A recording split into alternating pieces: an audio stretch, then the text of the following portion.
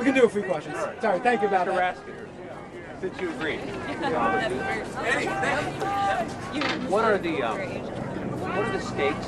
What's the importance of the appeals court review of this presidential review? Well,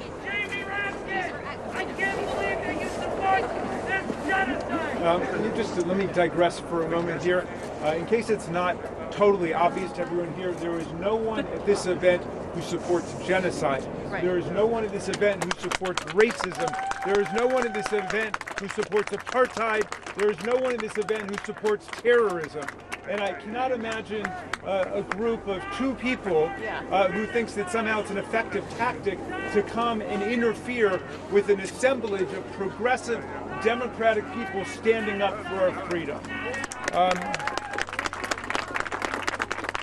So back to your question. Section 3 of the 14th Amendment, given to us by the great Republicans of the 19th century in 1868, says that no one who swears an oath to uphold and defend the Constitution and violates that oath by engaging in insurrection or rebellion shall ever be allowed to hold federal or state office again. The language is perfectly clear. It's totally unambiguous. And so we're going to hear from the Supreme Court, I hope, that they are real originalists, they are real textualists, they accept the language of the Constitution as is written. Now, some people think that Clarence Thomas, some people think that Sam Alito, some people think that Mrs. Waterford, or whatever her name is, will always vote with Donald Trump no matter what. Perhaps that's right, but I'm hoping that there will be a core of justices who will actually stand by the Constitution of the United States, the way that we are here to stand by the Constitution of the United States today. Do you think Justice Thomas should recuse himself?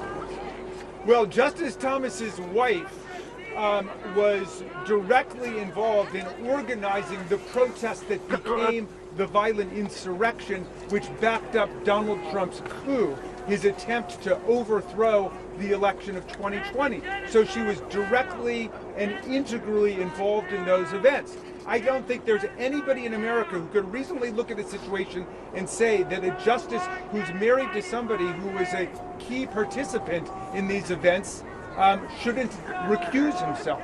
Obviously, under the Supreme Court's very lax ethics code that it finally just adopted for itself a few months ago, it's going to be up to him. But I think that the country should stand up and say that Justice Thomas, for one, must recuse himself because of the involvement of his wife in these events.